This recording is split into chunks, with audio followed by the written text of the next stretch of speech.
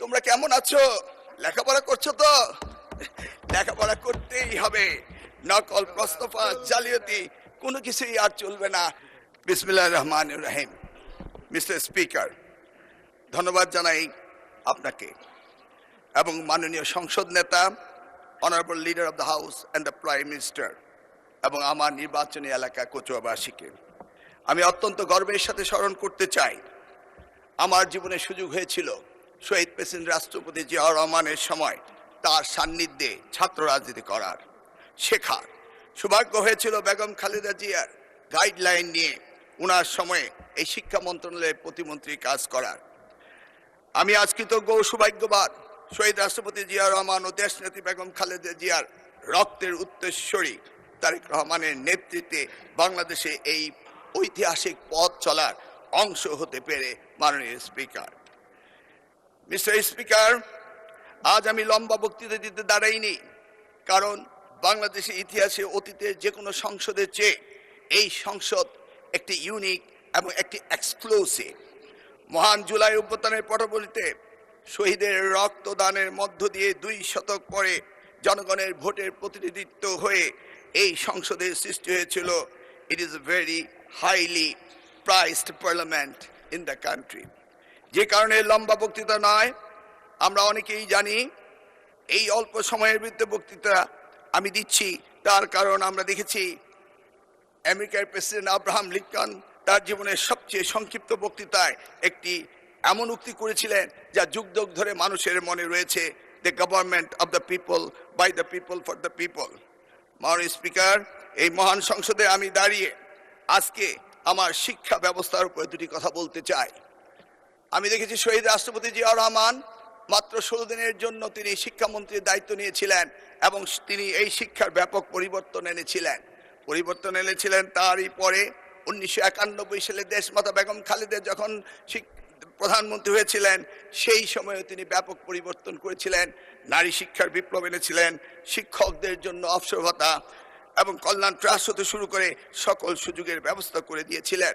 মাননীয় স্পিকার, আজকের এই প্রেক্ষাপটে আজকে আমাদের প্রধানমন্ত্রী তিনি নতুন ঘোষণা দিয়েছেন, 1 teacher 1 tab, free wifi, multimedia classroom হতে শুরু করে বিনামূল্যে স্কুলের ড্রেস এবং স্নাতক পর্যন্ত মেয়েদের উপবৃত্তির ব্যবস্থা, শিক্ষা খাতে মৌলিক বৈষম্য নিরসন এবং প্রাথমিক শিক্ষায় mid day meal, learning youth happiness হতে শুরু করে অসংখ্য, আমার এই স্বল্প সময়ের তা অসম্ভব নয় বলে আমি আর বাড়াচ্ছি না। মাননীয় স্পিকার, তিনি মাধ্যমিক স্তরও এই ধরনের অনেক সুযোগ সৃষ্টি করেছেন, এমনকি তিনি টার্সিয়ারি লেভেলের এডুকেশনও অনেক সুযোগ সৃষ্টি করেছেন, যেটা করেছিল 1992 সালে প্রাইভেট ইউনিভার্সিটি অ্যাক্ট করে বেগম খালেদা জিয়া এবং ন্যাশনাল ইউনিভার্সিটি অ্যাক্ট করে এই দেশে বেসরকারি খাতে শিক্ষার ব্যাপক পরিবর্তন এনেছিলেন মাননীয় প্রধানমন্ত্রী। মাননীয় স্পিকার, আমরা জানি 2008 সালে মার্কিন প্রেসিডেন্ট বারাক ওবামা তিনি বলেছিলেন, yes we can do justice and equality, we can have the opportunity and prosperity, we can have heal the nation, yes, we can repair the world.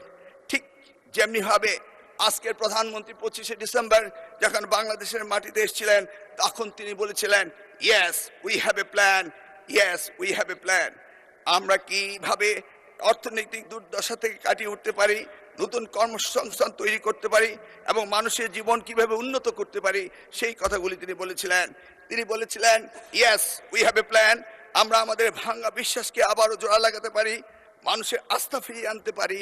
তিনি বলেছিলেন, yes we have a plan. আমরা এই জাতিকে সুস্থ করতে পারি, ঘৃণা ও বিভাজনের রাজনীতি থেকে ঐক্য এবং ফিরিয়ে আনতে পারি। Yes we have a plan. আমরা শুধু একটি দেশ নয়, পুরো পৃথিবীর জন্য পরিবর্তন আনতে পারি। Yes we have a plan. তার জন্য পুরনো বস্ত্রপ্রথা রাজনীতি থেকে বেরিয়ে আসতে হবে, ক্ষমতায় থেকে টেনে ফেলার রাজনীতি বাদ দিতে হবে, সমৃদ্ধ বাংলাদেশের পথে ঐক্যবদ্ধভাবে এগিয়ে নিতে হবে। মিস্টার স্পিকার, আমি সংক্ষেপে একটা কথা বলতে চাই। আজকের দিনে কিছু কিছু পাপের কথা উঠলেই কোথাও কোথাও বিশেষ প্রতিক্রিয়া দেখা দেয়। আমরা দেখেছি কারো কারো শরীরে জ্বালা ধরে, কিন্তু কেউ কেউ শুনতে না চাইলো। আমরা কি পাপের কথা ভুলে যাব? চাইলে কি সব ভুলে যায়? মিস্টার স্পিকার, আমরা সবাই জানি কিছু পাপ আছে যার কোনো ক্ষমা হয় না, যদিও না ক্ষতিগ্রস্তরা সেই ক্ষমা না করে দেন যেটা আমাদের পবিত্র কোরআন শরীফে রয়েছে।